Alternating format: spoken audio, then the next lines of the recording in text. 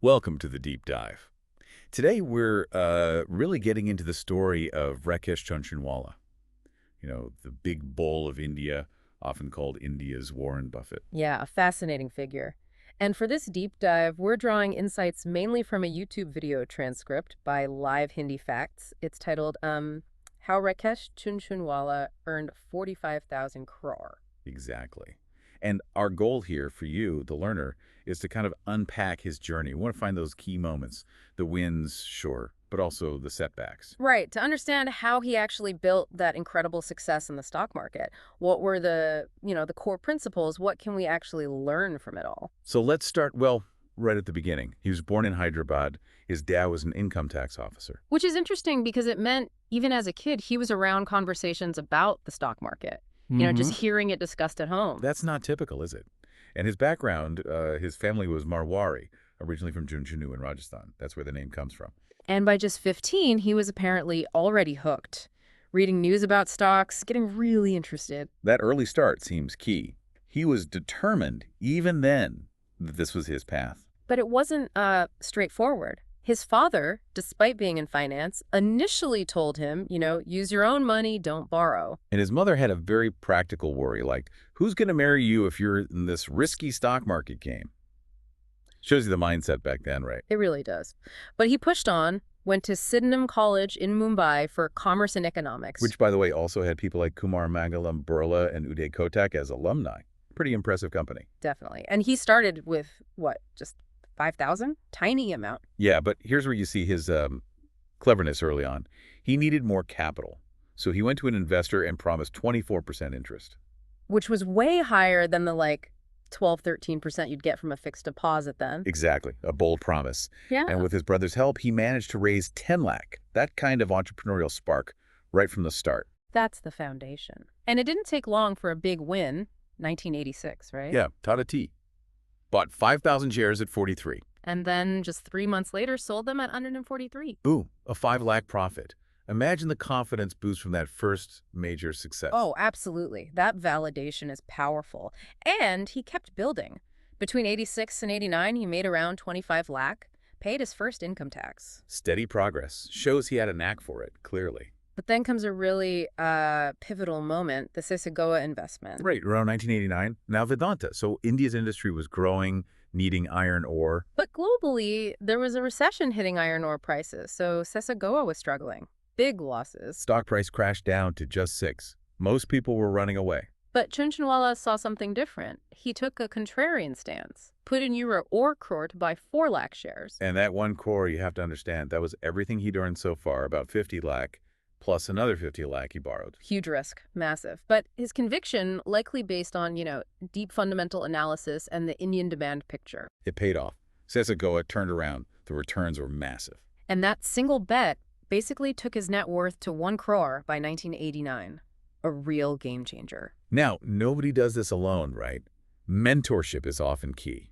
In 1985, he met Radhakishan Damani. Yeah, on Dalal Street. Jhunjhunwala considered Damani his biggest influence, his mentor. Damani's story is interesting, too. His father worked in the markets, but Damani was in ball bearings first. Right. Only got into stocks after his father passed away, and they were like opposites, personality-wise. Totally. Jhunjhunwala, very talkative, outgoing. Damani, more quiet, a listener. But it worked. Damani apparently taught him a lot about the finer points of the market.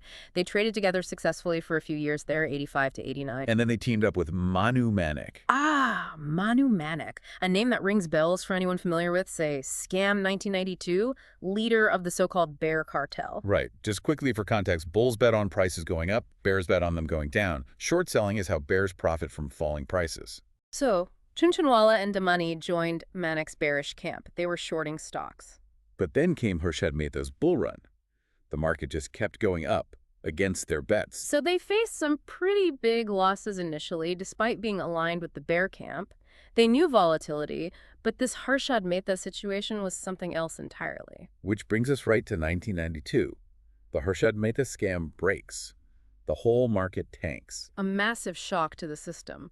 But Jhunjhunwala, having learned from those earlier shorting experiences, he saw an opportunity in the crash. He went heavily into short selling again. And this time it worked spectacularly. Made something like 35 crore pretty quickly. Huge sum. But what's maybe even more important was the strategic shift it triggered in him. Exactly. He realized, okay, this crash happened, but the long-term story for India, for the Indian market, is still strong. The potential is huge. So he decided to move away from the short-term trading game. And focus on long-term investing instead. Build wealth over time. Which, looking back, was incredibly prescient, wasn't it? The Sensex was around 1,000 then. Look at it now, over 74,000. That shift was fundamental. And in 1992, he formalized it by setting up Rare Enterprises. Right, Rare RA from RE from his wife Rekha. They'd married in '87. It was their investment vehicle. And there's a great little story about Rekha from around 1990.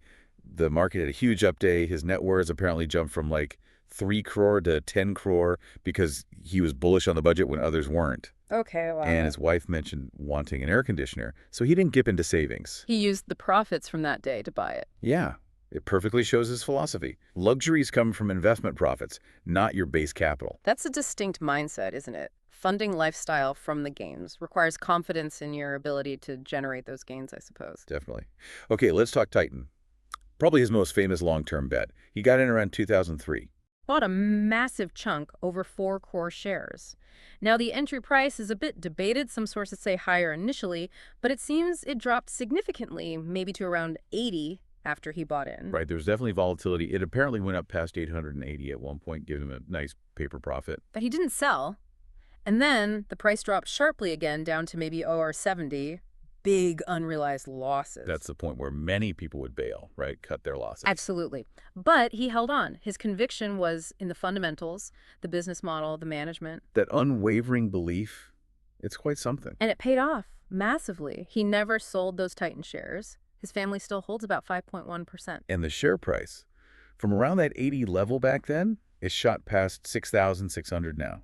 Phenomenal. Just a textbook example of long-term value investing, really. And Titan wasn't the only one. He had multi-baggers in Lupin, Crisil, Praj Industries, Star Health. Yeah, this consistent success in picking long-term winners is what earned him the Big Bull title and those comparisons to Warren Buffett. Value investing focus. But, you know, for a fair picture, we have to look at the mistakes too. Even the best get it wrong sometimes. Crucial point. The source mentions Dhiran Housing Finance, DHFL. Yeah, invested 200 crore in 2018. Then the company ran into major problems, loan defaults. And the stock price just collapsed, from nearly €100 down to almost nothing. A big hit. It raises the question, were there warning signs maybe missed even by experienced investors? It's always easier in hindsight, isn't it? But yes, later analysis showed potential issues with their lending. It just highlights that due diligence is never truly finished. You have to keep checking. Then there was DB Realty, bought about a year before DHFL. That got hit hard by the pandemic downturn. And Being Human, the clothing brand, he bought a big stake, 12.7% at 137. But the price tanked down to ENC by 2021. He eventually exited at a loss. So yeah, these examples show that risk is always there. No strategy is foolproof. It really drives home that it's not about always being right, but maybe about the size of your wins versus losses and managing that risk. Exactly. And later in life, a totally different venture, Akasa Air. Right. Launching a low-cost airline in December 2021, he clearly saw huge potential in Indian aviation growth. The first flight actually took off just a week before he passed away. So sad. He died on August 14th, 2022. He was only 62.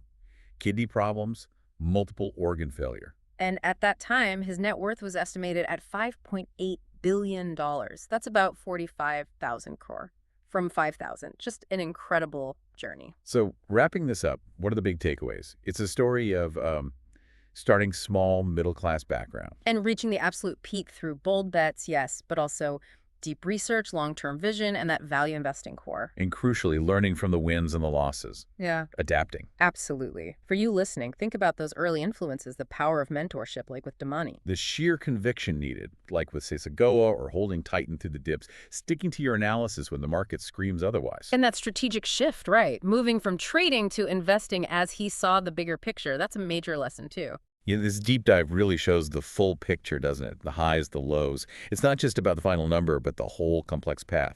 valuable lessons there for anyone interested in markets or just building something significant. So maybe a final thought to leave you with. Jhunjhunwala had this knack for spotting long-term trends early. Think about today's market. What are the equivalent potential long-term plays? What sectors, what ideas might be undervalued now but huge later? It prompts you to think about your own fundamental analysis, right, in whatever field you're in, balancing that risk and reward. Exactly. Food for thought. Thanks for joining us on this deep dive.